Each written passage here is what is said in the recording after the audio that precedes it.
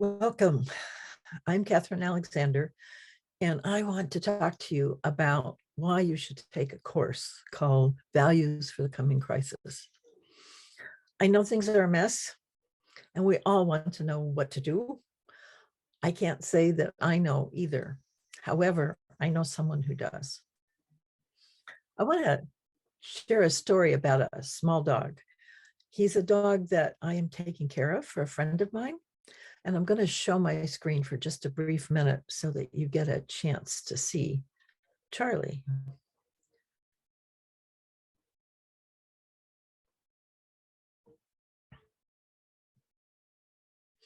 So this is Charlie. He's kind of cute, isn't he? He's really tiny. He's not very big at all. And he's gray, so he's hard to see in the dark. But Charlie is really interesting because he's new to me, because I have not trained him. We have an interesting relationship. Now, I don't know about you, but when I get up in the morning, it takes me a while. I putter around, I do stuff. I feed the dogs, I, open up the house, do that kind of thing. And when I'm going to get dressed, it takes me some time. I don't just put on clothes, I clean myself up first. Charlie, however, has grown up with going out first thing in the morning because his parents had a yard. I don't have a yard. So when Charlie wants to go out, I have to get dressed to take him. And he wants to go out so fast. It's been really hard to do. So I fudge it, but it's not comfortable. And I don't want to be seen by anybody. So Charlie has learned that if I let him out, he will go pee. And then when I call him, he'll come back. That's wonderful because I can do that and then still get dressed in my own time. So that's raised the question for me about reciprocity. What is the reciprocity in freedom? Now, I have a dog of my own, Rowdy, whose picture I don't have to show you. And Rowdy has been with me for 17 years. So he knows when I open up the door, he can go out and he can do whatever he needs to do. And when he's done, he comes home. And I don't worry about him. And he has absolute freedom to do that. So here we have two dogs. One needs to be watched and encouraged and managed, and the other one doesn't. They both have the same expectations from me that they go out, do their business, and come back. One has learned that. The other one needs to be reminded. So my dog Rowdy has a reciprocal relationship with me.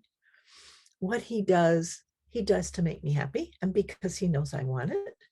And he feels really good about that. He gets to go out, do whatever he wants to do. I don't worry about him. I don't time him. And then he comes home. And I know he's going to do that. I can trust that he'll do that. So I don't worry either. The other little dog goes out, does his business, and then goes, oh, look, there's other things out here. And I have to manage that. And he's obedient. He comes back when I ask. But it is obedience. There's such difference in how we relate to each other, whether we do it with respect and care, reciprocity, or we do it because we should, we're told to, we have to, obedience. Living systems require engagement. It's the interaction between living systems that makes for reciprocity. It's also what makes the whole world that we live in so resilient, is because as things change and that request changes, everything just conforms to that change. And they do it willingly from the heart. They care, it's meaningful. And I'm using the work of Andreas Weber to talk about meaning. as humans grow, we kind of figure out what's good for us when we're really little. And then as we grow a little older, we begin to see what is good for others, what they want us to do, and what if we do, they'll be nice to us for doing. And then as we get older still, we learn what is good to do with others, how we can work together and sort of meld ourselves so that we both get the best of the deal. But now it's a different time. And now we're being asked what is good for all of us, because we're in a situation where all of us are at risk. The pandemic gave us a very little taste of that. It was only human beings, however, but it was worldwide. So worldwide, human beings suddenly woke up and realized that they had to do certain things for the good of all of us. Well, the climate is exactly the same kind of thing, but it's asking us to wake up and do what is good for all of us, for all of life. And values are one tool to do that. And that's why in this time of strife and crisis and catastrophe, I'm talking about values as a solution to helping it not to stop. We can't stop it. The stopping is done. We can adapt, which is what we're really good at, or we can begin to partner and work with the changes. And that's what I'm advocating. I think that's the major difference in today's setting versus any other time in our history. We've been selfish, wanting to be protected and safe, and we have a whole set of values for that. And then we got proud, we got comfortable, we were able to feed ourselves. It wasn't so difficult anymore. So now we can explore and we can express ourselves and we can do all sorts of things. And we did that. And we have a set of values for that too. But now we're being asked to partner. Now we can continue on doing the same kind of protecting, being clever process that we've had before. We're certainly able to do that.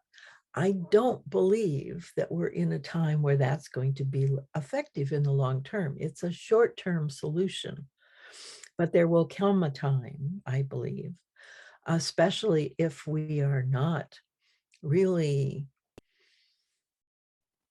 shifting the environment that other life has to live in a way that's healthy for them, when we're going to be forced to do something different. And it will be way, way, way, way harder. It's already going to be hard enough. So I think partnering is our way through this in a way that is generative, that will be fun for us and actually beneficial for the planet. Jane Jacobs has posited two systems of values, and those are the two that I talked about earlier, the need to be protected and the need to, just express ourselves and figure out what we can do and how we can be successful and show off and be proud of what we can achieve. That has another set of values. But both of those are human-centered. Both of them are about us. And in our struggles, we have forgotten who's cared for us. We were born into a place that's offered food. And the phrase that came to mind when I thought of that was free for the taking. Indigenous people would say, we're offered food as a gift. Think about that difference. Water that we could drink anywhere, and now it's polluted. We were born into a place with such grandeur that it stirs the heart. So Robin Wall Kimmerer asks, what is the earth asking of us? So we're back to reciprocity. We need to move into partnership to be life-centered instead of human-centered. And I'm not saying earth-centered, I'm saying life-centered, and there's a reason for that. We have forgotten that the earth is a whole. What does that mean? That means that a whole is composed of parts. Our body is a whole, but it's got tons of parts. And the parts all work together. So think of that. The earth is a whole composed of parts. And the parts she's composed of are life forms.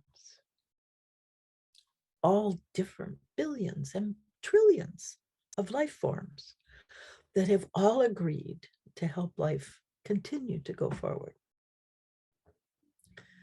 With that model, the earth has had 3.8 billion years of wisdom to acquire in how that happens, how that fit happens.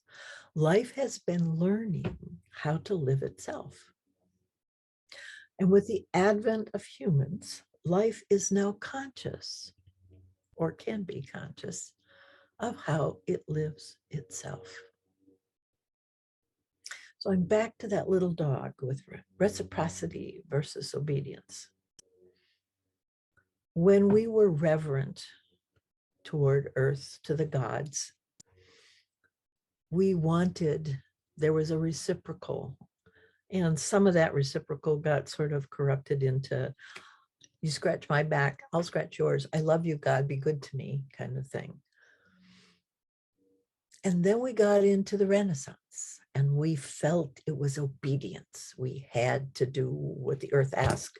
And so we were going to rip off her secrets and make her show us how to behave, how she was doing it so we could do it. And we see where that's gotten us. And it gave us some things, absolutely. However, it's also threatened all life on the planet, including ours. So it's time to shift gears. It's time to become more reverent again, more respectful again, to learn from her, to see what she does and how she does it.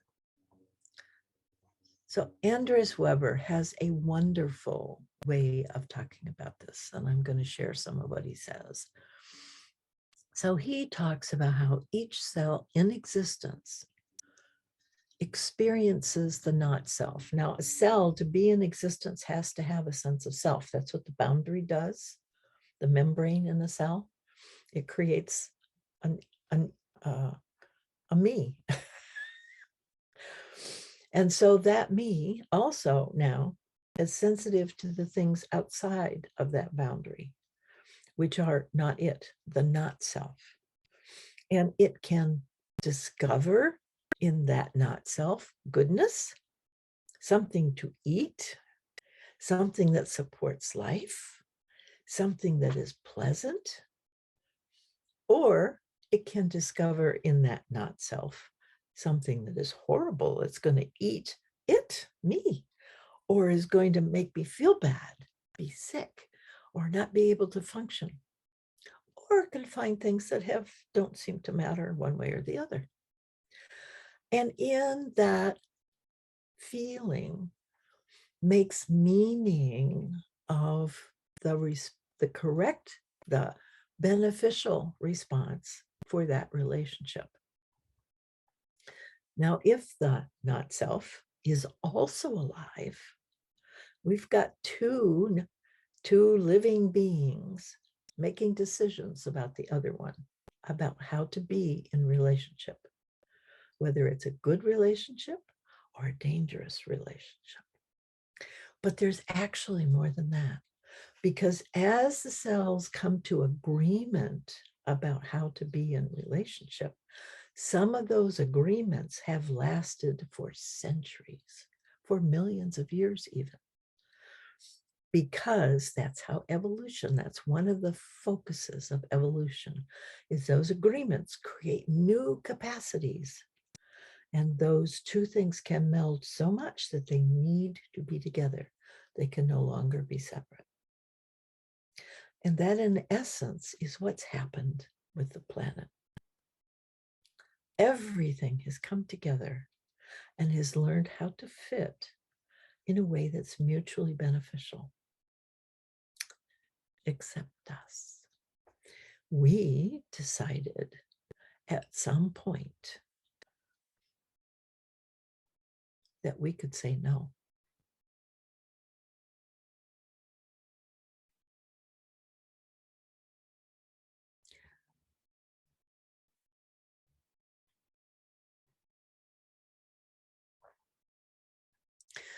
In our history, we have gone from reciprocity to conscious obedience to conscious disobedience.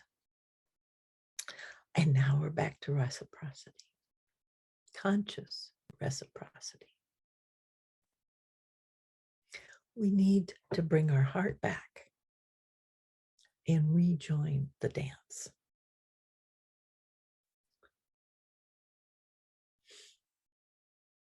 For me, the sheer magnificence, the grandeur, the splendor inherent in the process of in understanding the process of how life lives itself, that magic has opened a door to an exciting renewal of that relationship between me and the rest of life.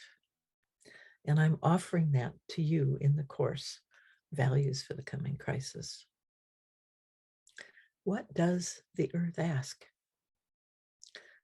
It asks us to look with eyes of love, to act with exhilarating joy. We feel such joy when the fit is correct. And you've all experienced that in your life. Some things just are euphoric. Those are the things to hang on to. We need to become sensitive to how life thrives and join the party. And that's really what the prime directive is all about. That is the core of our ethics and our morality that we have totally forgotten. Become sensitive to how life thrives and join the party. If we do this, when we do this, what can happen? Where will that take us? What an astonishing thing to think about. So join me.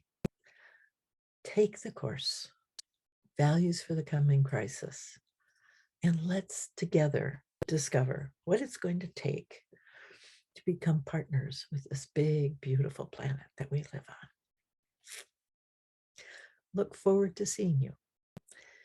The website is living-regeneratively.world. And the network where we play together is community.living-regeneratively.world. The course is on the network. You can get links to it from the website. So I look forward to seeing you.